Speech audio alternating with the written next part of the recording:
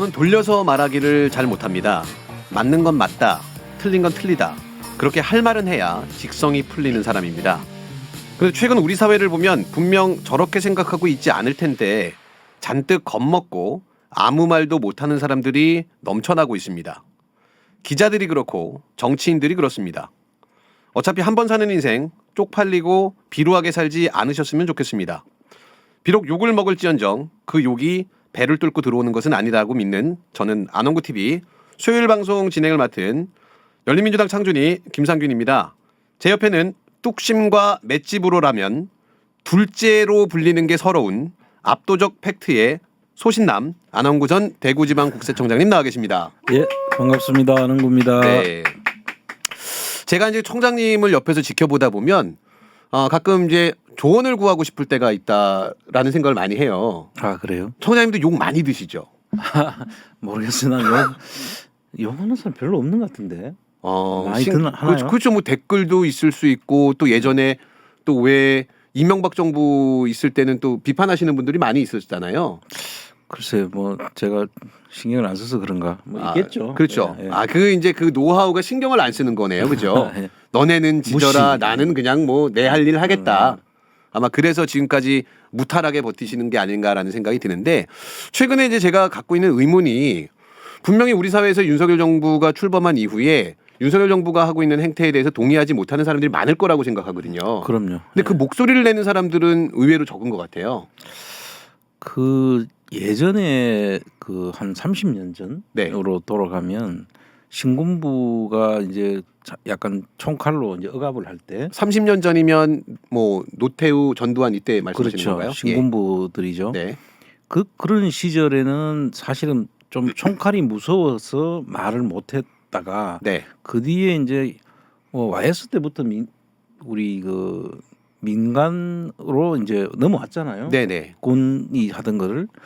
그래 그 이후에는 사실상 총칼이 무서워가지고 뭐 그런 일은 없었는데 그 동안에 뭐 좀 답답하고 막 속상하고 그런 건 있어도 네. 뭔가에 두려워서 공포에 질려가지고 일을 못하던 시절은 없었던 것 같아요. 네네. 근데 그게 요즘 그 조짐을 보이고 있다는 생각이 들어요. 네네. 이제 이거는 총칼은 아닌데 법전으로 사람을 근데 그 법전도 뭐 원칙과 상식을 갖다 들이대는 게 아니라 네. 자기들이 법 기술자들이 법으로 자기한테 유리한 잣대로 그냥 네. 자기들 잣대로 그냥 들이대니까 뭐 걸면 걸린다 이런 네. 거죠. 그런 느낌이 지금 사람들한테 상당히 공포를 주는 것 같아요. 그래서 네. 오히려 말을 잘 못하고 있는 게 아닌가 네. 하는 그런 생각이 드네요. 총장님 말씀하시니까 그 예전에 신군부가 총칼로 무력으로 사람들을 통제했다라고 하면 이명박 박근혜 정권에는 밥줄을 갖고 통제를 했던 것 같아요. 예를 들어서 그렇죠. 뭐 계약을 해지한다든가 해고를 시킨다든가 블랙리스트 그렇죠. 만들어가지고 관리한다든지. 그렇게 이제 밥줄을 갖고 사람을 되게 비굴하게 만들었었다라고 하면 지금 윤석열 정부는 그 두 개를 같이 다 병합해 놓은 것 같은 생각이 좀 들어요. 조금 더 어떤 면에서는 교묘한 것 같은데 또 네. 어떤 생각은 너무 무식한 것 같이. 그렇죠. 그게 두 개가 공존하는 것 같아요. 전두환의 무식함과 이명박의 교묘함을 같이 버무린 정부가 윤석열 정부가 아닐까 그런 것 이런 같습니다. 생각이 좀 드는 것 같습니다. 제가 이제 이 말씀을 드리는 이유는 뭐냐면 최근에 이제 윤석열 정부에서 정부를 좀 조롱하는 뭐 포스터를 만든 뭐 예술가도 기소를 하고 뭐 피의자로 전환을 하고 막 그랬더라고요. 그래 그좀 그분이 좀 유명한 분이죠. 이하 작가, 이하 예. 작가라고 그 풍자 그림으로 좀 유명하신 맞습니다. 분이잖아요. 네. 근데 그분을 지금 억압을 하고 이분뿐만이 아니긴 하던데 그분이 주로 그 왕 맞습니다. 벌거벗은 임금님 패러디하는 것처럼 예, 이제 옷을 입은 사람 왕옷을 입고 이렇게 바바리맨처럼 이렇게 옷을 펼치는 작품을 예. 그 공공장소에다가 이렇게 붙였나 보더라고요. 그리고 마음대로 낙서하라고. 경찰 조사를 지금 받고 있나요? 네, 맞습니다. 진짜 참 이거는 은연중에 이런 그 표현의 자유 자체를 지금 통제하는 거죠. 맞습니다. 이게 지금 사람들이 애초에 무언가 반기를 들거나 아니면 조롱하는 것 자체를 시범 케이스로 딱 뭐 속된 말로 조져버리니까 그 이후에 어떤 사람들이 나오지 못하게 만드는 게 아닌가라는 생각이 들거든요. 그렇게 봐야죠. 네. 지금 한번 시범 케이스로 이제 이렇게 당하면 네. 쉽게 사실 들어오기 힘들죠. 네네. 전번에 맞습니다. 그 만화 축제인가요? 거기 네. 부천에서 그 패러디 고등학생 작품이었었던 거. 윤석열차 예. 그 부분도 그렇잖아요. 그 마찬가지죠. 사실 네. 뭐 그 윤석열차 그게 무슨 그 풍자 만화지 이게 네. 무슨 큰 예를 들어서 약간 이 좀 폭주하는 그 막 열차라는 그런 표현이 있다는 거지. 그게 무슨 뭐를 지금 사회를 어떻게 혼란시키는지 난 그걸 네. 모르겠어요. 그러게 말이에요. 그러니까 최근에는 지금 이제 뭐 주말마다 그 거리에서 집회들이 계속 열리고 있잖아요. 예. 그 청장이 보시기에는 이런 집회를 하게 되면 가장 특수를 노리는 대박 업체는 어떤 업종일까요? 특수를 노리는 업체는 이제 뭐 이런 건가요? 형광 그 물질 들고 이제 네, 뭐 그런 것도 될 수 있겠죠. 그 저도 이제 집회를 주말마다 나가는데 처음에는 저는 촛불을 나눠주는 줄 알았어요. 그러니까 LED 촛불을 어떤 할머니 같은 분들이 아줌마들이 이렇게 주시는 거예요. 그래서 일단 처음에 받았더니 1,000원. 그래서 야 이걸 갖고도 먹고 사시네라고 하는 생각이 들었는데 사실은 그거보다 더 큰 아마 사이즈로 수익을 창출할 수 있는 게 인쇄 업체들 아닐까라는 생각이 들거든요. 인쇄 업체들이 많죠. 그렇죠. 티켓도 피켓 그렇고 만들어야 되니까. 기타 등등인데. 예. 근데 이게 최근에 윤석열 정부가 국민을 다루는 방법에 대해서 겁을 냈기 때문에 그게 가능하지 않았을까라는 생각이 드는데 인쇄 업체에서 정부를 비판하고 있는 인쇄물을 인쇄하는 걸 거부한대요. 그러니까 인쇄 업체들한테 은연중에 그런 지침이 내려갔겠죠. 그랬을 수도 있고 아니면 자기 통제일 수도 있는 것 같아요. 그 인쇄 업체가 스스로 그걸 자기 통제를 할까요? 그 사람들은 사업인데 그게 그러니까요. 먹고 사는 사업인데 근데 그거를 예를 들어서 반정부 또는 정부에 반대되는 그런 내용물의 내용은- 인쇄물은 어디서 했느냐? 네. 그러니까 혹시 뭐 세무조사나 이런 것도 한다고 그런 이야기를 하나요? 근데 그걸 직접적으로 할 수 없을 텐데. 그러니까 근데 저희가 오늘 기사 보고서 깜짝 놀랐던 게 지금 예를 들면 뭐 이태원 참사 대통령이 책임져라 뭐 이런 유의 뭐 스티커라든가 홍보물 같은 것들 유인물들을 제작하려고 의뢰를 했더니 뭐 한두 사람이 아니라 개인 뭐 단체 다 인쇄물을 거부하는 그 인쇄 업체들이 생겨난다라고 얘기를 하더라고요.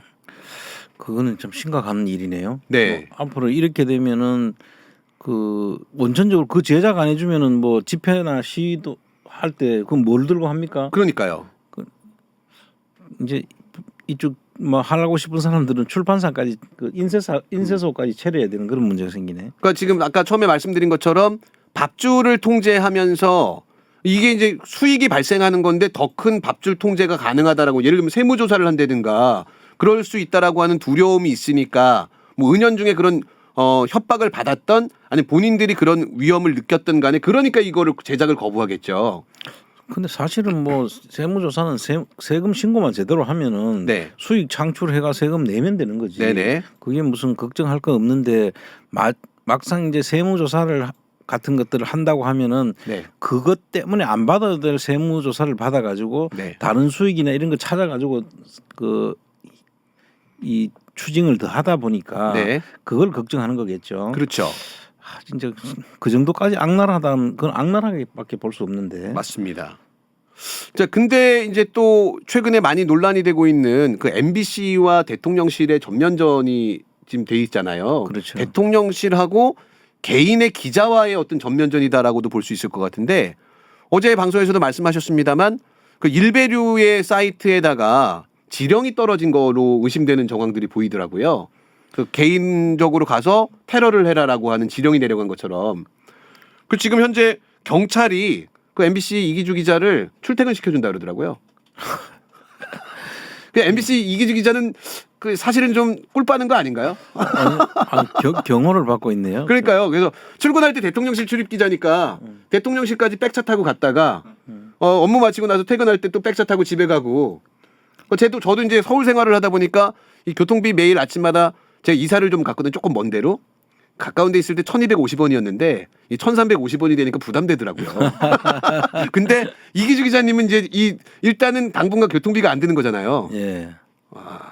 근데 교통비보다도 그러다가 만약에 무슨 사고가 나면 사실 큰 일이긴 하죠. 네네. 그 아마 일베에서 그런 이야기 맞습니다. 하잖아요. 네. 일베에서 그래서 뭐 경찰이 경호한다는 이야기가 신문에 났던데 그러면은 청와대에서 그 지침을 내릴 수는 없을 거고 네. 그 무슨 청와대와 같은 생각을 가진 어떤 집단에서 네네. 뭔가 지시하는 컨트롤 타워가 있다는 이야기가 되는 거잖아요. 지금 알려지기로는요. 그 건희사랑 그 대표 지금도 대표인지 대표였는지 모르겠는데 강신업 변호사인가요? 예. 그 변호사가 이제 방송에 나가서 유튜브 방송에 나가서 테러를 하든 뭐 집단으로 가서 혼내줘야 된다. 집단 린치를 해야 된다라고 방송을 했거든요. 그 이후에 이제 일베 쪽에서 움직이면서 이런 협박들을 하고 있는 걸로 보이더라고요. 그 자체가 사실은 그 문제가 될 텐데요. 그렇죠. 그 지시 내린 그런 테러 지시를 그 선동하는 네. 그런 거를 해서 사회 혼란을 조성한다고 하면 그 자체로 수사 대상 아닌가요? 그래도 될 것 같은데 이게 인과관계가 증명이 될 수 있는지는 모르겠습니다. 아니 그런데 그렇게 지시가 내리고 또 펜코라는 곳에서 그걸 받아가지고 움직였다면 네. 그거는 일단 뭐 그 나 수사를 해봐야 알겠지만 네. 그 개연성이라든지 그런 게 충분히 있어 보이는데. 네네. 그죠? 그래서 경찰이 수사에 착수했다라고는 하는데, 근데 그닥 그렇게 기대가 되지는 않네요. 수사를 해도. 아니 수사를 못 하겠죠. 네. 요즘 그쪽이 제일 실생 같은데. 그러니까 잘 알아보다가 그냥 대충 말 것 같은데, 뭐 이게 정말 일반인, 그러니까 일반인들 제가 이제 지금 이야기를 말씀드리는 게. 뭐 일반인에 해당될 수 있는 예술가가 경찰 조사를 받기 시작하고요. 그러다 보니까 인쇄업체들도 자기 검열이든 아니면 어떤 역량을 받게 되고, 그리고 지금 MBC 기자들조차도 위축되면서 본인의 어떤 테러 위협이든 혹은 고소고발의 위험을 계속 감수해야 되는데, 심지어는 이제 국회의원까지 고발되는 상황으로 가더라고요. 예. 지금 이제 장경태 의원이 지금 김건희 씨가 그 빈곤 포르노를 찍었을 때 그 눈동자에 비친 그 그림들을 보면 조명 기사로 보이는 사람들이 한 4명 정도 눈동자에 비쳐 있거든요. 예. 그래서 그 조명을 활용해 갖고 사진을 찍은 게 아니냐라는 의혹을 제기했는데, 그 의혹에 대해서 대통령실에서 장경태 의원을 고발하겠다라고 했거든요. 그 이제 사실 첫 출발이 그게 빈곤 포르노라는 단어를 썼다라는 것 때문에 이제 그거를 마치 그 김건희 씨를 조금 비하하는 그런 걸로 이제 네. 붙여졌다고 했는 네. 거 아닙니까? 근데 사실은 그거보다는 물론 빈곤을 그 매개로 해가지고 홍보 수단으로 자기 자신을 돋보이는 그런 홍보 수단으로 썼다는 것 때문에 빈곤 포르노라는 이름이 붙은 거 아닙니까? 네네.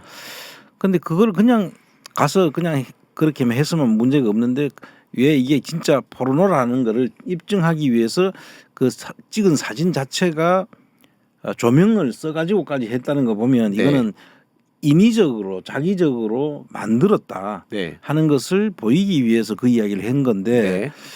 사실 그거 가지고도 그렇게까지 뭐 기왕에 찍는 거 그 사진을 좀 그 하기 위해서 사진 조명을 썼다고 하면 그 무슨 문제될 게 있나요? 그렇죠. 아니, 가서 그 어려운 나라에 가가지고 나는 그런 뜻으로 한 게 아니고 빈곤 포르노라는 그런 게 아니라 실제로 나는 가서 그 하는데 조금 사진이나 이런 게 그 시설이 없어서 고품질의 사진을 찍으려고 했다고 있는 대로 이야기하면 되는 거 아닌가요? 네네. 난 그런 이야기 들을 때마다 이 질 바이든 여사가 네. Be yourself. 있는 그대로 보여주라고 하는 거. 네, be 그 yourself. 말이 꼭 이 상황에 맞는 그렇죠, 걸 미리 그렇죠. 예언을 했다라고 네. 생각이 들어요. 네.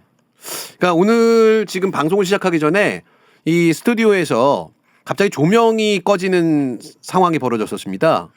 그래서 이제 그 조피디라는 양반하고 그 옆에 조명을 담당하는 양반하고 실갱이가 좀 벌어졌는데 누가 그 조명을 껐느냐라고 갑론을박이 있었습니다. 그때 묵묵히 그 이야기를 듣고 계시던 우리 안홍구 청장님께서 한마디 딱 날리시는 게 그 조명 잘못 얘기하면 고발됩니다. 이렇게 말씀을 하셨습니다. 그러니까 사람들이 이렇게 조롱하는지를 모르는 거예요. 그 정부 쪽에서는 정부에서도 이게 대통령실에서 뭐 조명을 썼는지 안 썼는지를 갖고서 국회의원을 고발하겠다라고 하는 그 발상 자체가 그 독재 정권에서나 가능하지 않았던 건가라는 생각이 들거든요. 근데 이제 참 제가 이제 이 요즘 일어난 일련의 네. 그런 현상들을 보면서 이거 완전히 이제 자기들이 모든 것을 다 할 수 있다. 네. 대통령이면은 무슨 남들의 그런 그 시선이나 인식은 전혀 신경 안 써도 되고 네. 모든 것을 내가 하면은 모든 것을 다 할 수 있다라는 네네. 그런 어떤 그게 뭐라 그럴까 오만 네. 진짜 오만방자한 그런 정부인 것 같아요. 네네. 방금 전에 제가 이제 카톡이 울렸는데 죄송합니다. 방송에 원래 제가 방송 시작하기 전에 모든 그 소거를 해놓는데 방송 직전에 깜짝 놀라운 뉴스를 제가 접하면서 음악을 한 곡 듣느라고 이게 스피커를 잠깐 켜놨었거든요. 깜짝 놀란 사실도 제가 하나 알려드리도록 하겠습니다. 이 팟빵에 있는 PD들이 얼마나 다재다능하냐면 우리 음향 감독이 진짜 잘생겼거든요. 제가 이 성 정체성을 의심할 정도로 잘생겼어요. 근데 이 양반이 다재다능해갖고 작곡을 하신다는 겁니다. 그래서 깜짝 놀래갖고 뭐냐 그랬더니 제이릭이라고 하는 그 유튜브 검색하면 나옵니다. 그 음악을 듣다 보니까 갑자기 그 음악에 빠져들면서 제가 음소거를 못해갖고 카톡이 울렸다. 이제 장황하지요. 이게 광고해주기로 약속했거든요.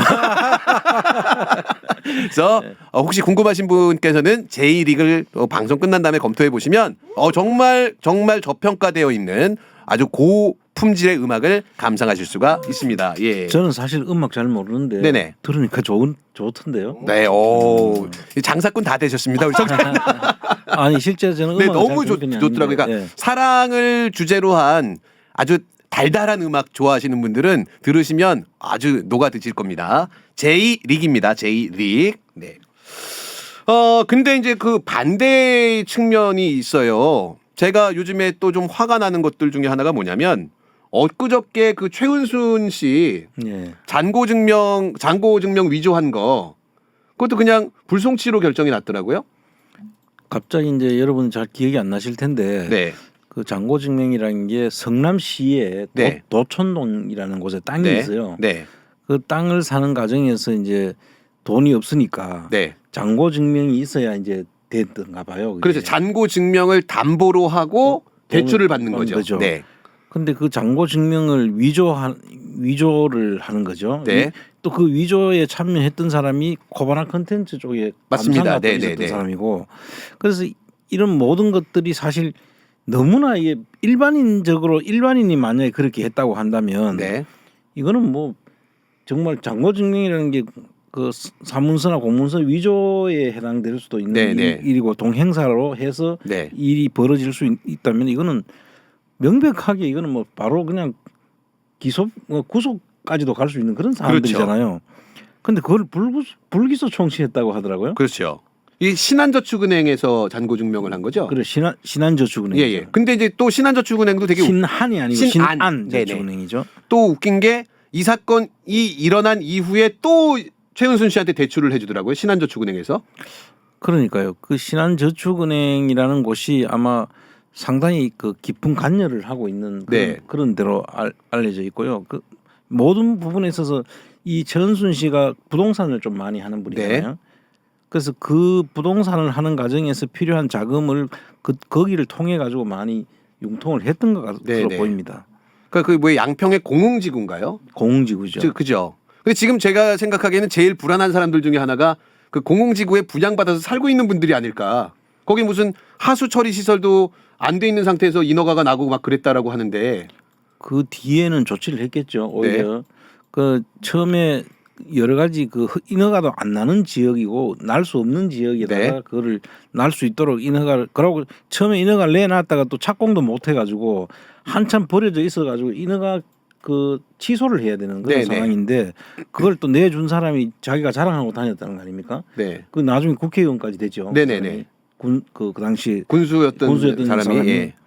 그래서 그런 일들이 벌어졌는데 이런 그 윤석열 씨 쪽 가족들과 관련된 모든 일들은 다 그냥 불구속 송치 또 뭐 불구속이 아니라 뭐 불송치를 한다든지 뭐 기소를 안 한다든지 이렇게 하면서 다 지금 사라지고 있죠. 네네. 그 김건희 씨 같은 경우도 왜 그 자기가 와서 사과까지 한 일이 있는 내 경력을 내 돋보이게 하기 위해 가지고 위조 같은 했고 뭐 했다는 걸 스스로 시인을 했는데도 아무런 문제 안 삼잖아요. 그렇죠. 그 경력을 위조했던 그 신정아 씨를 수사했던 당시 검사가 윤석열이잖아요. 그렇죠. 그 똑같은 사건인데 본인과 관계없는 사람을 수사할 때는 오줌을 쌀 정도로 무섭게 수사를 하고 그리고 본인과 관련되어 있는 사람은 뭐 조금 그게 전반적으로는 좀 아닌 사실이 아닌 건 있지만 그게 거짓은 아니다. 뭐 이상한 얘기 했잖아요. 네. 그래서 지금 모든 그 관련된 일들이 지금 다 드러나고 있고요. 네. 어제 또 더 탐사에서 상당히 중요한 보도를 하더라고요. 그 어제 보도를 아마 여러분들이 얼마나 이해를 하셨는지 모르겠는데 엄청나게 중요한 그 보도 내용이라서 네. 제가 언급을 조금 드리면 더 탐사에서 그 도이치모터스 사건, 네네. 그 사건에 이미 거기서 몇 가지 포인트가 있는데 금감원에서 이미 한번 그 조사를 했다는 이야기가 있고 네. 검찰에다가 수사 의뢰를 했다는 이야기가 금감원에서요. 있어요. 예. 금감원에서 그런 일이 있었는데 그런 일이 없다고 윤석열 씨가 이야기를 했죠. 네. 별거 아닌 것처럼. 그리고 근데 어제 또 한 중요한 이야기는 이 사람들이 그 수사를 그 해가지고 지금 전부 다 그 기소를 해가지고 지금 재판까지 진행 중인데 그 재판에서 나온 이야기인데 네. 판사가 네. 판사가 이제 묻는 거죠. 네. 처음에 그 이정필이라는 사람이 네. 그 주가 조작을 처음 1차 주가 조작을 시작했던 네네. 사람인데 그 사람이 1차 주가 조작을 하다가 사실 1차 주가 조작은 좀 실패에 돌아왔는가 봐요. 네. 그래서 윤석열 씨가 그때 후보 시절에 나와가지고 그거를 이거 봐라 이거 우린 다 손해만 보고 정리하고 나왔다. 이렇게 이야기했던 네네. 부분이잖아요. 근데 사실은 그러는 과정에서 손해 본 사람도 있는 거예요. 그렇죠. 실제로. 네. 그래서 그 손해 본 사람들이 그 이정필이라는 사람 너 이래가지고 우리 돈을 벌 수 있도록 해준다 해놓고 손해를 보았으니까 그 돈을 돌려내라고 하니까 그거를 이제 건호수라는 도이치모터스 회장한테 가서 돈을 내놔라고 하죠. 네네. 그 이야기를 할 때 거기에 이제 누가 주가 조작에 참여했고 네. 얼마를 했고 시세 조정은 어떤 방법으로 했고 뭐 이런 내용들이 네. 소상하게 적혀 있는 사실 확인서와 진정서가 거기 같이 있는 거예요. 존재하는 네네네. 거예요. 그것이 이제 그 법원 재판 과정에서 등장한 네. 거예요. 그렇다면 이거는 검사가 수사를 했어야 되는 거죠. 그렇죠. 그리고 이제 그거를 또 들었는 건호수는 그 중간에서 그게 또 대장동 사건에 관계돼 있는 김만배가 네. 그걸 듣고 가서 요구를 합니다. 네. 그 건호수한테 그때는 여기 뒷배에 윤석열 씨가 그 가족 관계로 얽혀 있는지를 그때는 가족이 되기 전인데 네. 사실은 동거하고 있는 사이였던 것 같아요. 그 시기에 가서 돈을 내라고 달라고 이제 하니까 그 중간에 있던 2차 주가 조작의 주범으로 보이는 김기현 씨라는 사람이 그걸 가지고 이정필 씨하고 원래 아는 사이인 것 같고 네. 가서 그걸 무마를 하는 과정들이 나오는 거예요. 음. 그러면 이런 모든 것들을 이 법정에서 이게 나온 이야기고 판사가 물어가지고 그게 기록으로 남아 있는 네, 거잖아요. 그것만 보면은 검사는 수사 안 하는 게 이건 완전 이 수사를 안 했습니다 하는 것을 그대로 보여주는 사건이라고. 근데 지금 검사 쪽에서도 이 사건을 종결짓지 못하는 이유 중에 하나가 김건희 씨가 관련된 너무 많은 증거들이 있기 때문이 아닐까요? 그러니까 지금 그 사건 관계자들은 다 재판을 받거나 뭐 어쨌든 그 기소가 됐는데 유일하게 조사조차 안 받은 사람이 김건희 씨잖아요. 그렇죠. 근데 만약에 증거가 뭐 이렇게 외부로 드러난 증거가 없다라고 하면은 이제 나머지 일당들을 다 기소하면서 사건을 마무리를 지을 텐데 근데 김건희의 증거들이 너무 많으니까 아마 털어주지는 못하고 그냥 계속 수사를 안 하는 걸로 뭉개고 있는 게 아닐까라는 생각이 들더라고요. 그 이제 일단 기소 공소 시효라는 게 있잖아요. 네네. 기소를 할 수 있는 기간이 네. 정해져 있는데 그게 뭐 원래 12월 12월 달입니다. 달이라고 예, 예. 하고 또 일설에는 그게 이제 공범들이 기소가 되고 이러면은 그 사이에는 시효가 이제 중단을 하니까 그 기소는 할 수 있는 기간은 늘어나게 돼 있다라고는 네네. 하는데 이제 어떻게 적용하는지는 그는 검찰이 적용하는 방식에 따라 달라질 수 있단 네네네. 말이죠.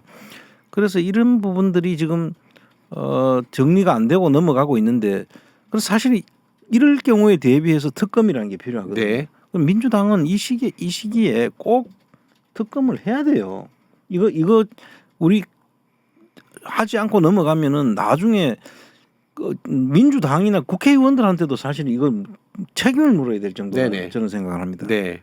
그러게 말입니다. 그래서 얼른 좀 털 거는 털고 가시고 우리 김건희 씨가 저는 포토라인에 서는 걸 한번 사진 찍는 거 좋아하시잖아요.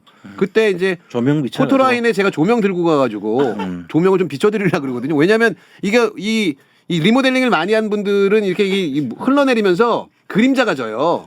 그래서 사진이 이렇게 굉장히 좀 흉측스럽게 나올 수 있는 그런 어려움들이 있기 때문에 김건희 씨 소환 조사 받을 때 포토라인에 쓰면 제가 좀 좋은 조명 가지고 있습니다. 제가 지금 방송할 때 좋은 조명 쓰고 있는데 무려 시가 200만 원짜리 조명 2개에 이동식으로 갖고 가서 양쪽에서 그림자지지 않게 비춰드릴 테니까 포토라인에 당당하게 서십시오. 대한민국 영부인 아니십니까? 제가 그 그림자는 전혀 만들어지지 않도록 제가 책임지도록 하겠습니다. 자신 있게 포토라인에 서십시오. 네. 자, 지금 저희가 이제 생방 같은 녹화를 진행하고 있는데 녹화를 진행하는 시점에 속보가 들어와서 주제를 좀 전환을 좀 하도록 하겠습니다. 속보가 들어왔는데요. 이태원 참사 국정조사 45일간 한다라고 하면서 여야가 합의를 했다라고 하는 속보가 들어왔습니다. 그래서 우리 이태원 참사와 관련된 이야기로 좀 넘어가 보도록 하겠습니다. 일단 어제 저는 다 못 봤습니다. 그 이태원 유가족 기자회견을 하는 걸 요즘 제가 좀 갱년기 초기 증상인지 모르겠는데 눈물이 많아져가지고 그렇게 뭐 갱년기 아니라도 네네 그 상황을 보니까 그냥 사실 먹먹해지는 게 네. 눈시울이 붉어지더라고요. 네. 이게 이제 그런 거죠. 그냥 이름도 없이 위패도 없이 영정도 없이 그냥 국화꽃 만들어 놓고 네. 이게 실감이 안 나는 거야. 그렇죠. 진짜 그런 사고가 있었는지도 잘 모르겠고요. 네. 그런데 어제 그 유족들이 나와서 기자회견하면서 그 참 속에서 그 울부짖고 하는 그 절규하는 모습을 보니까 네. 야 정말 이게 그 감정이 이입이 되더라고요. 그렇죠. 자식이 있는 부모 입장에서 생각을 해보면 야 만약에 내 자식이 저렇게 됐다 하면 정말 돌아버릴 것 같다는 생각까지 드는 거예요. 그렇죠. 못 참을 것 같아. 네. 정말 무슨 짓이든지 해가지고 가서 뭐 할 것 같은 느낌이 들 정도였거든요. 근데 너무 이 사람 보는 사람들 악마 같은 놈들도 있는 것 같아. 그렇죠. 저는 참 사람이 같은 하늘 아래 그냥 발을 같이 디디고 살고 있다고 해서 똑같은 사람들이 아니구나. 네. 근데 그거를 막았다는 거 아닙니까? 네. 유가족들은 그렇게 나는 그 가장 인상 깊었던 게 아니 영정도 위패도 없이 그 유족들한테 물어봤냐고. 네. 그게 자기들은 2차 가해라고 생각한다고. 그렇죠. 그러잖아요. 그렇죠. 그 이상민 장관 같은 저도 그런 생각이 들었거든요. 맞습니다. 이상민 장관 같은 경우에 당시 사망자가 156명이었을 때 위패나 뭐 영정사진 공개 안 하는 거에 대한 결정을 유가족들한테 물어봤냐라고 하는 이제 그 대정부 질문에서 그 정부가 156명한테 어떻게 연락하냐 그렇게 금방 되는 일이 아니다라고 대답을 했었거든요 국회에서. 근데 사실 정부의 인원이 얼마나 많은데 그리고 또 유가족 희생자 관련된 명단이 있느냐라고 했을 때 행안부에서 없다라고 얘기했었거든요. 근데 다 거짓말이었죠. 다 거짓말이었죠. 그리고 최소한 뭐 위패를 안 하고 영정사진을 안 할 거다라는 정부의 결정이 있을 거면 정말 유가족한테 의사를 물어보고 그리고 영정사진이 우리는 있어야 된다, 우리는 위패가 있어야 된다라고 주장하는 분들이 있다라고 하면 그 소원을 들어줘야 되는 게 맞는 거잖아요. 나는 그 이상민 씨라는 사람들은 그 사람은 그 괴물이라고 생각해요. 네. 그건 사람이라고 보기 어려운 거예요. 네. 그 행안부에서 그걸 그 유족들 그 고인들의 명단을 다 확보해가지고 네. 이미 그걸로 무슨 뭐 지방세 감면해 주는 거에 네. 썼다고 하면은 확보가 됐다는 이야기잖아요. 네. 근데 그걸 가지고 국회에서 오히려 그걸 그렇게 해서 그 같이 모이게 할 수 있는 그런 기회를 만들려고 하는데 그럴 생각이 없냐 그러니까 없는 명단을 왜 그 달라고 한다고 만들어지느냐고. 네. 화내고. 화내고 그걸 달라고 하는 사람들한테 왜 자기를 못 믿냐고 하고. 네. 정말 인간이 아닌 것 같아요. 네. 정말 사람에 대해서 저렇게 내가 한멸을 느껴본 게 처음이야. 제가 이제 요즘에 이태원 참사 관련돼서 취재를 좀 하고 있는데 뭐 두 가지 정도만 제가 좀 충격적인 것들을 말씀을 드리면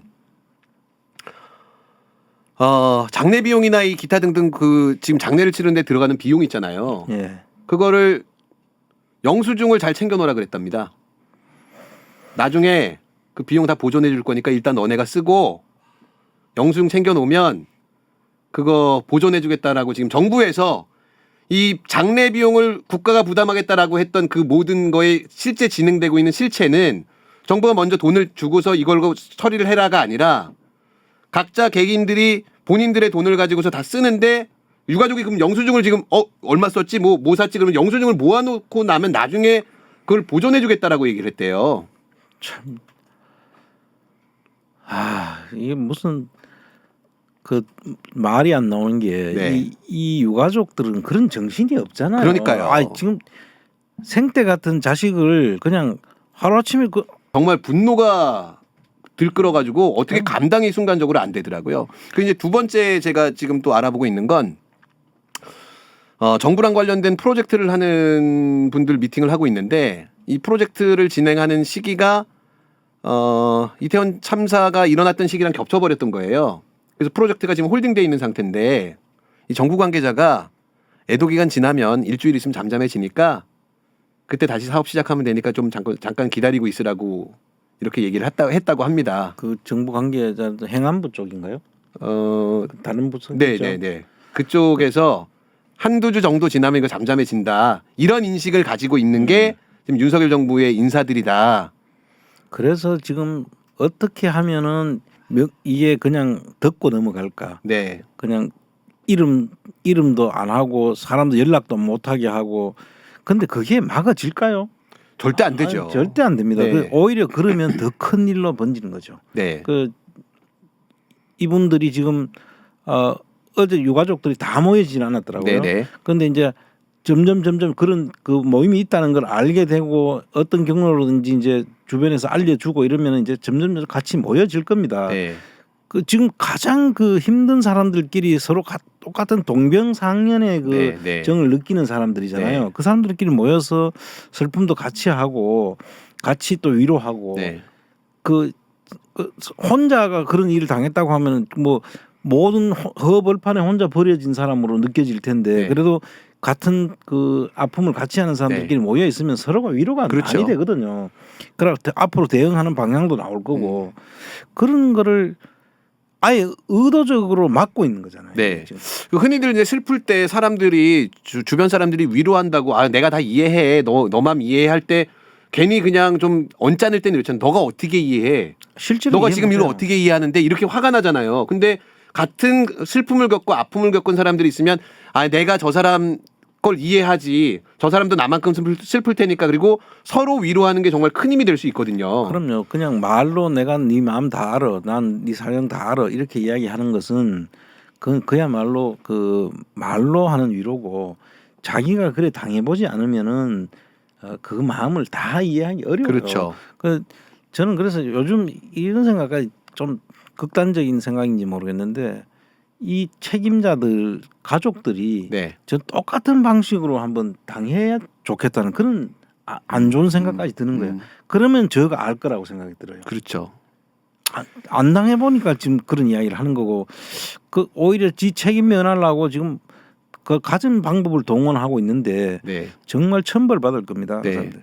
제가 이제 며칠 전에 영상 중에 BBC 코리아에서 나온 영상 중에 그 배우 어머님이 만약에 그 현장에 총리 아들이 있고 장관 아들이 있었다라고 하면 6시 30분에 최초 신고가 됐을 때 그 순간에 공권력이 투입돼서 그 상황들을 정리하고 아무도 사망하지 않는 사건이 있지 않았겠느냐라고 이야기를 하는데 정말 그랬을 것 같다라는 생각이 들고 유가족 입장에서는 그런 정부에 대해서 불신하고 뭐 분노하는 게 당연할 거라고 생각하거든요. 그럼요. 지금 이제 이제 이런 일이 있으면은 이제 물론 실무자들 그때 당시에 움직였어야 되는 실무자들이나 이런 움직임이 있어야 될 사람들은 이제 우리가 사전 그 준비하고 사전 대비하고 현장 초동 조치하고 그다음에 사후 대응하는 거 이런 거를 이제 나눠 따져봐야 되겠지만 이게 다 이제 어느 정도 그는 실무적으로 다 이제 정리가 뭐 국정조사도 하고 하면 나타날 걸로 보입니다. 그러고 나면은 마지막으로 사실 그 우리 조그만 무슨 일만 있어도 그 모든 게 나라님으로 이제 네. 기결되잖아요. 네. 근데 그 생각을 하면서 내가 그 당시에 윤석열 씨가 그때 어떻게 대응을 했을까? 네. 이제 그날 지금 현재 알려진 거는 12시 몇 분에 지금 12시 몇 분이죠 그때 보고를 2시 몇 분인가 네. 보고를 받고 2시 30분인가 보고를 받고 받고 회의를 56분까지 하고 네. 집으로 3시 13분에 집에 네. 들어간 걸로 돼 있단 네. 말이죠. 요것이 드러났고 그 사이에 무슨 조치를 했는지 전혀 없어요. 그렇죠. 자, 그럼 우리가 통상 보면은 퇴근하는 시간을 보면은 아마 거의 칼 같은 퇴근 6시 칼퇴죠. 칼퇴근하는 걸로 네네. 알고 있는데 그날 또 칼퇴근 했을 거라고 네. 생각되거든요. 그러고 난 다음에 어디에 있었는지가 안 나타나요. 네. 그리고 그 사이의 이야기는 지금 하나도 어디도 조명하는 데가 없습니다. 네. 이제 국정조사를 하게 되면 네. 이런 부분들을 이야기하는데 그러면서 김대기 비서실장이라는 자는 이렇게 이야기하죠. 청와대에 있었는 걸로 알고 있다. 네. 뭘 알고 있어요, 지금? 음. 그럼 청와대에 있었다고 하든가. 네. 알고 있다는 진짜 무책임한 소리예요. 그 법적인 책임을 안 지겠다는 얘기인 거잖아요. 그냥 실드 쳐주려고 하는 네. 소리밖에 더 되나요, 그게? 그러면 그때 퇴근해가 있다가 어디에서 그 보고를 처음 들었는지, 그리고 다시 청와대 돌아오는 시간이 2시 30분이라면 네. 그때 회의를 했으면 누구하고 회의를 했고 네. 무슨 지시를 했는지 네. 20분 동안 달랑하고 그것도 뭐 회의라고 네. 표현을 하니까 사진은 찍었는지 모르겠어요. 달랑하고 한 20몇 분 만에 다시 집으로 가잖아요. 네. 집으로 가서 아무런 조치 한 게 없어. 네. 그게 무슨 대통령이야. 일단은 저는 개인적으로는 만취 상태가 아니었을까. 그래서 아무것도 할 수 없는 상황이 아닐까. 이게 상황이 정상적으로 이해가 안 되는 게 2시 몇 분에 왔다라고 해도요. 이렇게 많은 사람들이 죽었고 그러면 정상적인 대통령이다라고 하면 퇴근을 못할 거라고 생각되거든요. 당연하죠. 그 상황이 어떻게 수습되고 있는지 뭐 등등을 해야 되는데 주변의 참모들도 얘는 안 되겠다. 보내는 게 낫겠다. 뭐 이런 정도의 상태가 아니었을까라고 저는 생각이 되거든요. 그러니까 이런 상황들을 우리가 이제 국정조사하면은 저는 이쪽에 집중될 걸로 보여져요. 네네. 그 퇴근 이후부터 시작해 그날 네, 그렇죠, 사건 그렇죠. 발생하기 전에 어떤 일들이 있었는지 그런 일들이 있었으니까 보고가 안 됐을 거 네. 아니겠나 하는 생각이 들고 그 다음에 와서 만약 연락이 돼가지고 왔는 시점이 2시 몇 분이잖아요. 네. 그럼 2시 몇 분에 그 회의를 했다가 만 20분 동안 했는 일이 뭔지 네. 술 깨는 일 정도 했는지는 모르겠는데 네네네. 그러면 바로 가가지고 3시 몇 분 동안 그 사이에 지금 고양이 뉴스라는 데서는 네. 그를 6시 그 보고받고 난 다음에 집에 다 갔다 다시 나오는 시간까지 6시간 동안에 사실 사람들을 많이 살릴 수 있다고 지금 보고 있는 거죠. 네. 그때부터라도 집중적으로 해가지고 총동원해가지고 그 가용 인력들을 동원해가지고 네. 하면은 대통령이 나와가지고 밤에 그 수습을 하려고 그렇게 대처를 하고 있는데 안 나오고 그냥 잠자고 있는 당연히 경우가 있을 수 없죠. 없잖아요. 그럼요. 그거부터가 문제가 되는 거거든요. 맞습니다. 네. 그래서 꼭 그런 부분들이 국정조사를 집중해야 된다고 저는 네. 생각합니다. 네, 그럼 국정조사 얘기가 지금 나오고 있는데 그 청장님 의견을 제가 여쭙고 싶은 거는 어쨌든 지금 방금 전에 소개해드린 속보처럼 국정조사가 합의가 됐습니다. 여야. 근데 지금 어제까지만 해도 이야기가 계속 나오는 게 예산안 처리하고 국정조사를 연계를 시켰어요. 그럼 국정조사는 당연히 해야 되는 건데 국민의힘 쪽에서는 국정조사를 피해갈 수 없는 상황이니까 예산안 처리를 하고 나면 국정조사를 합의하겠다라고 좀 거래를 한 거 아닌가요? 아니 국정조사하고 예산안하고는 무슨 관계가 있어요? 그러니까요. 이거는 국힘당의 아마 그 의도된 프레임이지요. 네. 왜냐하면은 예산안을 지금 예산안 이야기만 잠깐 먼저 네네. 하면요. 지금 정말 꼭 필요한 예산안들은 다 줄이고 네. 뭐 쓸데없는 예산들을 올려가지고 지금 네. 그거를 민주당에서 한 천 몇백억을 줄이고 네. 그 추가로 네. 한 3조 넘게 지금 꼭 필요한 그 노인들 일자리나 청년들 대책이라든지 그다음에 뭐 여러 가지 그 지역화폐 이런 쪽으로 예산안을 지금 전부 다 증액을 시켜나가는 상태이기 네. 때문에 그래 되면 어떤 문제가 생기나 하면은 우선 그거와 관련해서는 세금 그 초부자들 있잖아요. 네. 갑부들 네. 그러니까 재벌들 네. 재벌들한테 세금을 지금 그 감면해 주는 거, 네. 감세를 해주는 거를 못 하게 되는 거예요. 네. 그 세금을 받아야지 그런 일들을 할 수 있으니까 안 그러면 균형 예산이 안 되니까 그것까지 같이 민주당에서는 지금 난 잘하고 있다고 봐요. 네. 그거는 가야 될 길인 거예요. 네. 그게 우리 국민들을 위한 길이기도 하고 그건데 그거 하고 국정조사하고 무슨 그거 그대로 가면 되는 거예요. 네. 예산안대로 가면 되는 네. 거고 그다음에 이 이태원 참사 국정조사는 안 할 수 있나요 지금? 그러니까요. 그러니까 지금 처음에 기류의 변화를 좀 보셔야 될 것 같은데 국정조사 얘기가 처음 나왔을 때 국민의힘에서는 수사가 끝난 다음에 고려해 보겠다라고 하는 태도였었거든요. 그리고 안철수 같은 경우에도 국정조사가 안 된다라고 했는데 저는 이게 간보기의 바로미터는 안철수가 어떻게 말을 바꾸는지를 보면 된다고 생각하거든요.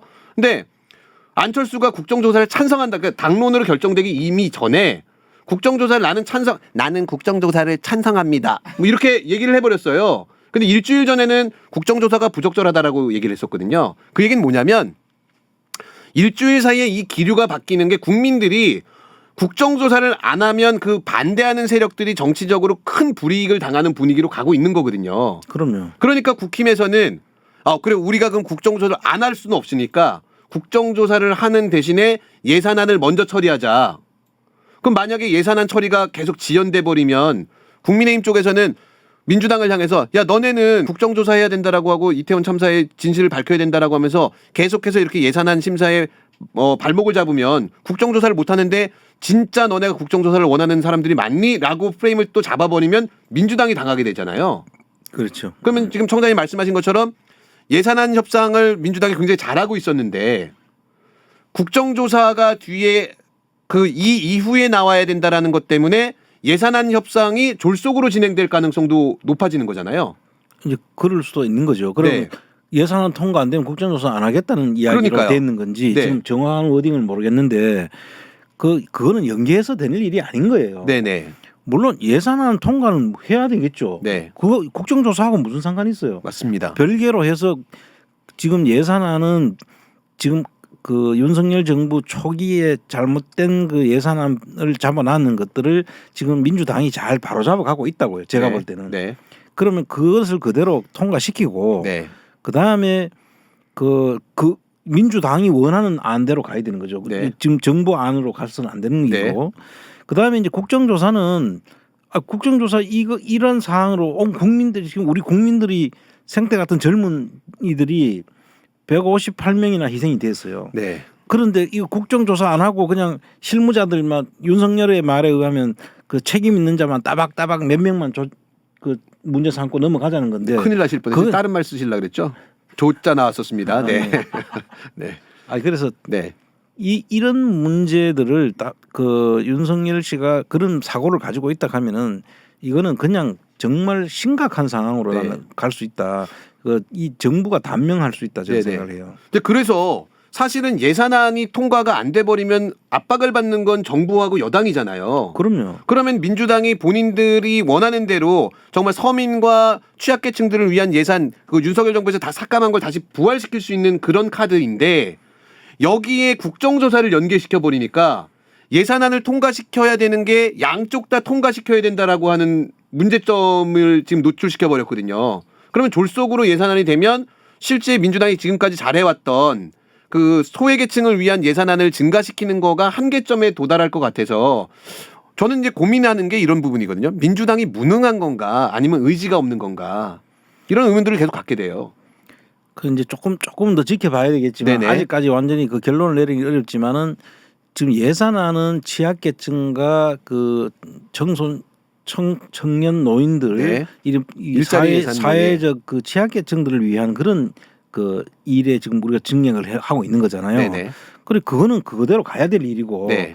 국정조사는 만약에 여당이 안 들어도 네. 야당 혼자서 진행하면 더 잘할 수 있어요. 그렇죠. 안 들어오면 땡큐지. 그렇죠. 그런데 그거 안 들어오겠다고 하는 걸 그거하고 왜 예산 안 하고 왜 그 연결을 시키냐는 거죠. 네. 오히려 그 여당이 안 들어오면 자기들한테 엄청 불리하게 될 것이기 때문에 자기들은 어떤 형태로든지 들어올 수밖에 없죠. 없다고 네. 보기 때문에 네네. 절대 연계시켜서는 안 된다는 건데 어떻게 정리했는지는 우리 보자고요. 네네. 오늘 지금 속보가 들어가는 거니까 내용을 정확하게 조금 모르니까. 아쉬움은 좀 남는 것 같다라는 뭐 느낌적인 느낌을 일단 뒤로 하고 아마 지금 방송을 시청하고 계시는 분들께서는 좀 디테일된 기사를 이미 보셨을 거예요. 그래서 향후 또 내일 저녁 라이브에서 안홍구 총장님이 예산안이랑 국정조사 이렇게 딜된 게 얼마나 큰 의미가 있는지 혹은 잘못된 건지에 대해서 더 자세한 평은 내일 라이브 방송에서 평가해 드리도록 하겠습니다. 제가 요즘 가벼운 뉴스일 수도 있고 무거운 뉴스일 수도 있는데 이명박 대통령이 했던 돈 빼먹는 삽질 중에 네. 저는 로봇 물고기가 제일 기억에 남거든요. 그러니까 큰 돈이라서가 아니라 4대강을 하면서 수지를 다 탐사하고 그러면서 로봇 물고기가 막 그 또 막 그 영상도 홍보 영상들 만들어 갖고 로봇 물고기가 막 그 파란 그 물 깊숙한 데서 막 다니고 있는 거 막 보여주고 그랬잖아요. 그랬죠. 예. 근데 갑자기 뜬금없이 로봇 개가 등장했더라고요, 오늘. 이 집 이전 거는 개하고 상당히 친한 것 같아요. 개사가부터 시작해가지고. 네. 그러니까 로봇 개가 지금 대통령실에 들어가 있나 보더라고요. 그러니까요. 이 로봇개를 저도 보고 네. 아 이게 뭘까 했어요. 이게 네. 이제 근데 보니까 이 경호실에서 네. 이 로봇으로 만든 개가 네. 경호를 이제 어느 정도 대행을 하는 그런 일인 것 같아요. 네. 아 근데 물론 뭐 이제 첨단 그 과학 시대에 네. 이 로봇 개가 뭐 등장하는 거에 대해서는 그렇게 나쁘지 않게 생각하는데 네. 이 내용 자체가 들어보니까 이게 좀 이상한 거예요. 네. 이 대통령실에서 하는 모든 것이 사실 일맥상통하는 면이 있는 거야. 그 초지일관이에요. 그냥 이 뚝심 하나는 또 인정해줘야 될 것 같아요. 네. 사람이 한결 같아. 그렇게까지 비난받고 이거 하지 말아야 된다고 하는 거를 뭐 아랑곳하지 않고 아 너는 지져 나는 그대로 갈 거야. 네. 그때도 또 개가 나오네 지지면. 네네. 그런 식으로 가는 것 같아서 네. 너무 참 이 사람들은 과연 멘탈이 정말 어떤 이 철갑 멘탈인지 뭔지는 모르겠어요. 이게 지금 대통령 그 경호처가 아마 그 경호견을 대신하는 게 로봇계인 것 같은데, 근데 이 업체가 뭐 흔히들 말씀하시는 거 그러면 첨단화되니까 뭐가 문제냐라고 하는데 이 업체가 윤석열 쪽에 그 후원을 했던 업체더라고요. 고액 후원을 했던 사람 그 부부 네. 두 사람이 고액 후원을 했다는 거고 그 업체가 이 로봇개를 지금 그 납품을 하는 걸로 돼 있다는데 네. 납품 아니다. 네. 이거 임시로 뭐 임대해서 하는 것이다라고 네네. 해요. 그런 이제 일단 시범적으로 해보고 내년부터 올해는 예산이 없으니까 못 네. 하고 내년부터 임대를 해보고 내년부터 이걸 하겠다라고 네. 한다는 건데. 근데 그렇게 하면은 이런 거를 할 때는 사실은 공개 경쟁을 시켜가지고 네. 진짜 성능이 좋은 것들을 해가지고 한다고 하면 네. 정말 사심이 없이 네. 그야말로 공정하게 이거를 해서 이런 기능들이 좋은 기능이 있으니까 우리 인력으로 할 수 없는 일에 이런 사람들을 이런 로봇들을 투입해서 좀 더 양호한 경호를 하겠다. 네. 그거 반대할 사람 없어요. 그렇죠. 정상적인 절차만 제대로 밟아서 한다면 뭐 사람들 해보라고 할 수도 있는 네. 일이다 해요. 그런데 이게 굳이 자기하고 관계 있는 사람들, 네. 고액 후원을 했는 사람들. 그런데 더더욱 웃기는 거는 이게 우리나라 업체가 직접 제작해낸 업체인 줄 알았더니 우리나라 제품이 아니에요? 우리나라 제품이 아니라 외국에서 이거를 갖다 만들어진 거를 수입해가지고 보따리 장사 거를 갖다가 대리점인 거예요. 쉽게 말하면. 그러니까 이게 예를 들면 미국산 미국 제조 회사가 있고 네. 우리나라 무역 회사 같은 애들이 독점 계약을 맺어갖고 미국에서 이렇게 띄어다가 그냥 납품만 하는 거. 그러니까 판매권을 가진 대리점이 이걸 납품하는 역할을 하겠다는 네네네. 거예요. 그래서 아마 이렇게 한다면은 뭐 이제 조금 확장을 하면 우리 청와대에도 그 대통령실에도 이거를 네. 납품을 했는 업체니까 네. 뭐 다른 사기업들도 넣어도 네네네. 그럼 그럼 시장 점유율을 되게 높일 수 있겠네요. 아니 그냥 대통령실에 넣었다는 그 자체로 아마 보증되는 거니까 보증이 되는 성능에 거니까. 대해서. 근데 그리고 저는 지금 딱 드는 생각이 예를 들어서 지금까지 검출되지 않은 도청 장치라든가 아니면 뭐 카메라라든가 이것들을 미국 측에서 그 로봇계에다가 심은 다음에 대통령실로 납품을 해버리면 보안상의 허점이 드러날 수도 있는 거잖아요. 아 그럼요. 그게 이제 백도어 아닙니까? 네네. 보통 이제 그 전자기기 장치에다가 백도어를 설치해 놓고 거기서 뭐 캐치되는 모든 단어나 이런 것들 네. 도청을 해가지고 그런 것들을 가져간다는 게 이제 네. 백도어 개념인데 충분히 있을 수 있죠. 그리고 물론 그런 것들은 뭐 경호실에서 다 미리 점검을 해서 쓴다고 치더라도 왜 자기들하고 관계되고 고액 후원을 한다는 건 모르는데 후원하진 않았을 거 아니에요. 그렇죠. 근데 그 후원을 안 했으면 또 좀 객관성을 담보할 텐데 네. 후원을 했는 업체가 대리점 업체가 그걸 또 청와대 경호실에서 이런 그런 관계들이 되는 게 너무 속보인다 이거죠. 네, 네. 하더라도 좀 고차원적으로 모르게 우리 국민들이 눈치 못 채게 했으면 좋겠어요. 우리 속이라도 안 상하지. 그렇죠. 한편으로 좀 부러운 면은 있네요. 자기 사람 챙기는 거, 나한테 뭐 해준 사람 챙기는 거는 진짜 완전 끼깔나는데요. 혹시 뭐 그쪽에 절로 줄 서야 되는 거 아닐까 싶은 생각이 드는데. 부러움 근데 지는 건데. 이 로봇계를 해결할 수 있는 인물이 딱 있습니다. 로봇계의 천적이 있으니 누구냐? 이재명 대표입니다. 그래요? 이재명 대표는 로봇계 뒤집기로 유명하죠. 유명하거든요. 로봇계 잡는 이재명. 성격 파탄자라서 저 로봇계를 가만히 안 놔두고 뒤집어놓는다. 지난 대선 생각해 보시면 그 코엑스인가 어디에서 그 로봇 박람회 같은 걸 하는데 로봇계가 넘어져도 잘 일어난다라고 하는 업체 관계자의 설명을 듣고 당시 이재명 후보가 가서 로봇계를 뒤집었거든요. 그랬더니 조금 있다가 로봇계가 빨딱 일어났어요. 그래서 다 박수 치고 끝난 건데 이 악의적으로 이제 이 이재명을 흠집을 내야 되니까 앞뒤를 다 자르고 성격 파탄자로 그렇죠. 만들었죠. 멀쩡하게 있는 로봇계를 가갖고 뒤집는 사람으로 만들어 버렸잖아요. 그래서 대통령실의 로봇계는 우리 이재명 대표가 잡아주는 걸로 그렇게 해주면 좋을 것 같아요. 지금 영상 보시면 나오는데. 근데 이 로봇계 그 당시에 이거는 아마 우리나라의 기술이 네네. 우수하다는 것을 그때 보여준 전투군사용으로도 이제 개발된다라고 그렇죠. 했던 거고 지금 이거는 그야말로 우리나라의 기술의 우수성을 홍보해주는 그런 네. 장소였고요. 네. 지금 이 윤석열 정부 경호실에서 지금 하려고 하는 것은 외국 제품이에요. 그러니까요. 외국 제품을 수입해 가지고 와가지고 이렇게 하려고 한 거기 때문에 완전히 대비되는 네. 사고가 이렇게 다른 거죠. 그러니까 지금 이제 이재명 대표 얘기가 어쨌든 자연스럽게 나왔는데 최근에 이제 민주당이 요건 뭐 내일 또 본격적으로 아마 다루실 거로 예상이 되는데 민주당이 좀 많이 시끄럽고 이재명 대표에 대해서 또 좀 뭐라 그럴까요? 좀 디스하는 사람들이 툭툭 튀어나오는 것 같아요. 민주당 내에서. 저는 지금 민주당이 정상적이지 않다고 보는 네. 것이고요. 그 아마 대선 때도 사실은 이번에 그 대선에 그 패배한 가장 큰 원인이 네. 민주당의 그 국힘당 이런 표현까지 가야 될지 모르겠는데 간자가 있다 저는 생각을 해요. 간자요. 네. 세작이 있다. 네네. 그러니까 지금 그 말을 저는 그 뒷받침하는 말이 윤석열 씨가 한 말이 있어요. 네. 무슨 말을 했냐면은 내가 정권 잡으면 네. 민주당에 내하고 생각을 같이 한 사람들이 많이 있다. 그 사람들하고 그 새로 그 같이 저걸 만들어 가지고 잘 정부를 우리 소수 의원들을 보유하고 있지만 네. 그 사람들하고 잘 협조해서 네. 국정을 잘 운영해 국정을 나가겠다. 하는 네. 이야기를 한 적이 있잖아요. 이낙연입니다. 그래서 그런 이야기를 했다는 것은 지금 그 안에 있다는 이야기예요. 그렇죠. 빨리 민주당에서는 그런 자들을 색출을 해야 되고 네. 그런 사람들은 당에 머리 숫자 있는 게 그게 이쪽 편이 아니기 때문에 네. 그 내부에서 그렇게 그 발목 잡고 이런 사람들이 더 큰 문제예요. 네. 밖에서 하는 거는 적인 줄 알기 때문에 대응하면 네. 되는데 네.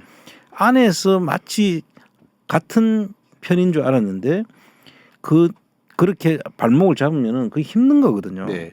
아니 갑자기 지금 이제 우리 진보 진영에 있는 유권자들도 그렇고 평론하시는 분들도 마찬가지로 이 대장동 이슈를 두 번째 수사를 하면서 수사진들이 바뀌고 그러니까 증언 조작을 하면서 수사 재미를 봤던 양반들이 이 사건을 맡은 이후에 갑자기 남욱이나 뭐 유동규의 진술이 바뀌고 그리고 김용하고 정진상이 지금 구속 수감이 됐잖아요.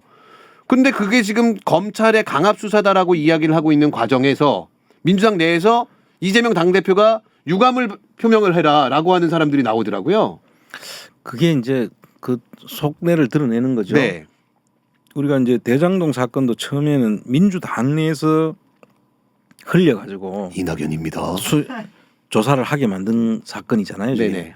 그래서 사건을 제가 그 또 대장동 사건에 대해서는 깊이 이제 따꼼이죠. 파악을 네. 했죠. 파악을 해보니까 그자들이 처음에 하려고 했던 것이 아니라는 게 다 밝혀졌잖아요. 네네. 그러고 최근에는 또 녹취록까지 나와가지고 네. 그 녹취록 분석도 다 우리가 했잖아요. 네. 그 녹취록 하나하나 다 분석해 보면 이런 게 있을 수 없는 거고, 그래서 검찰 1차 검찰들이 그 당시에도 이재명 당시 후보에게 흠집을 내기 위해서 모든 그 있는 자료를 가지고 다 수사를 한 거예요. 네. 그랬는데 없었단 말이에요. 그렇죠. 그래 없었으니까 이재명 후보가 당시에 대장동 그 특검하자고 네.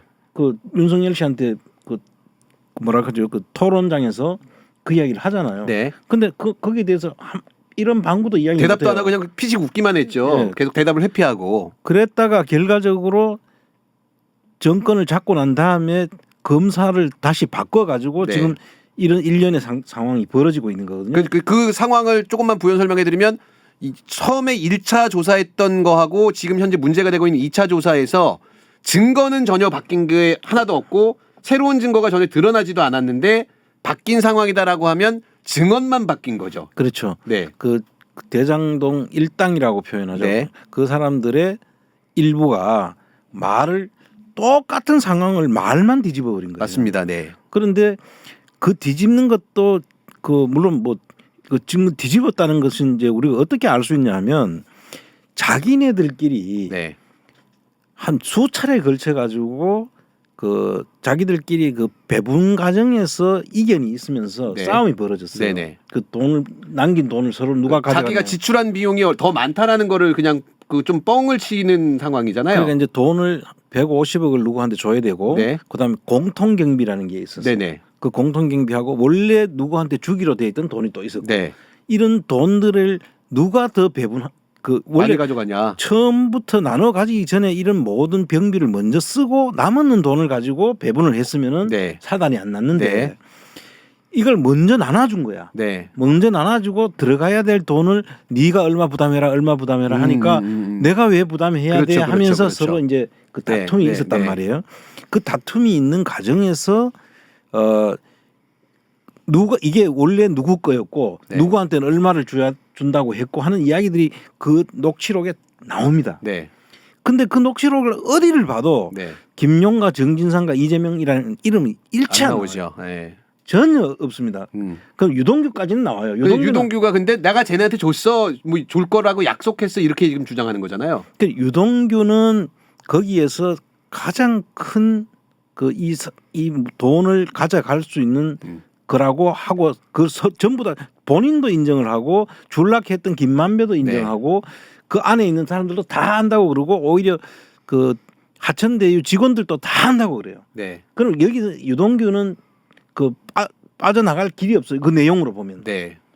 그런데 갑자기 그 유동규와 그 안에 이제 김만배하고 사이가 처음에 안 좋았어요. 네. 그래서 김남욱이하고 유동규하고 사이가 안 좋아가지고 있던 상태에서 자기들끼리 속마음이 주고 왔다 갔다 하고 보여지는 그런 녹취록이 다 있다고. 네네.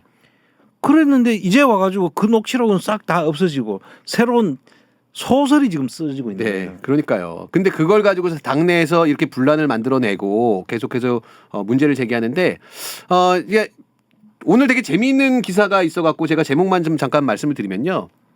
중앙일보 단독입니다. 이낙연 싱크탱크 28일 재가동. NY 복귀설 불붙는다.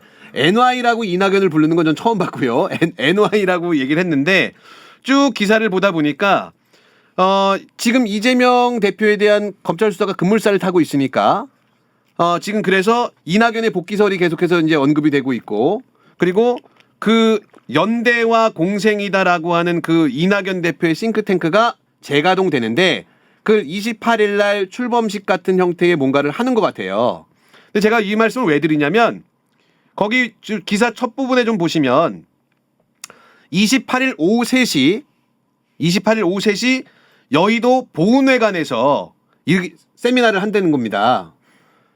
여의도 보훈회관. 제가 사무실이 보훈회관입니다. 제가 보훈회관 7층에 사무실이 있는데 취재해서 누가 오는지 영상으로 담아서 공개하도록 하겠습니다. 자, 그 말씀 드리려고 제가 이 기사 마지막으로 소개해드렸는데요. 우리 총장님 오늘 방송 정말 뭐 여러 가지 얘기했는데 참 정신없이 요새는 방송하는 사람 입장에서는 소재가 많아서 좋은데 방송을 하면 할수록 점점 답답해지고 깝깝해지는 것 같습니다. 마지막 말씀 부탁드리겠습니다. 사실 이런 거를 좀 제대로 정리해서 전달할 수 있는 그런 그 여유가 있어야 되는데 네. 전달할 일은 할 거는 많고 네. 시간은 좀 부족하고 해서 항상 쫓기는 그런 느낌입니다. 네네. 근데 지금 오늘 좀 여러분들이 기억해야 될 거는 민주당이라는 것을 여러분들이 제대로 살펴보지 않으면은 이 민주 진영의 계멸이 지금 나는 올 것이라고 보는데 네. 민주당 안에 이렇게 썩어 빠지는 사람들이 많은 줄 몰랐어요. 지금 만약에 이 이재명 당 대표가 지금 하는 이 민주당이 제대로 서지 않고 만약에 저런 뭐 이낙연 씨 같은 사람들이 와서 네. 만약에 당을 장악하려고 하고 뭐 지금 그거는 결국은 국힘당의 전략의 일환이라고 봐야 되는 거거든요. 네. 그래서 이재명 씨를 김용과 정진상이라는 사람을 엮어가지고 네. 이재명한테 타격을 가하고 그렇게 되지 않겠지만 하여튼 네. 그런 계획을 가지고 다시 이낙연이 이제 정계에 복귀해가지고 국힘당하고 지금 짝짝꿍해서 잘하겠다는 뜻 아닙니까? 네. 여기에 절대 여러분들이 넘어가시면 안 된다. 네. 그 뭐 이제는 학습이 돼서 잘 아시겠지만 잠시라도 그런 그 사람들한테 속어 넘어가신다면은 이 방송을 듣고 정말 정신 바짝 좀 차려주시면 고맙겠습니다. 네. 압도적 팩트의 안원구 TV가 구독자를 찾고 있습니다. 구독자가 많이 모자라는 상황입니다. 월요일마다 이렇게 다른 유튜버들 비평을 하는데 3만 5천짜리 채널이 80만 채널을 비판하고 있으니 부끄럽습니다. 여러분 구독, 좋아요 부탁드리고요. 우리 총장님은 내일 저녁 8시에 찾아뵙겠고요. 저는 다음 주 수요일 날 이 시간에 누가 이낙연 행사장에 왔는지와 함께 다시 찾아뵙도록 하겠습니다. 그 월요일 날 네.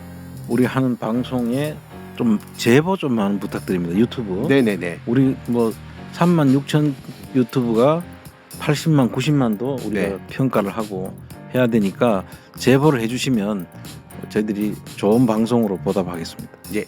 지금까지 시청해 주셔서 감사드리고요. 저희는 다음 주에 또 총장님은 내일 여러분 찾아뵙도록 하겠습니다. 고맙습니다.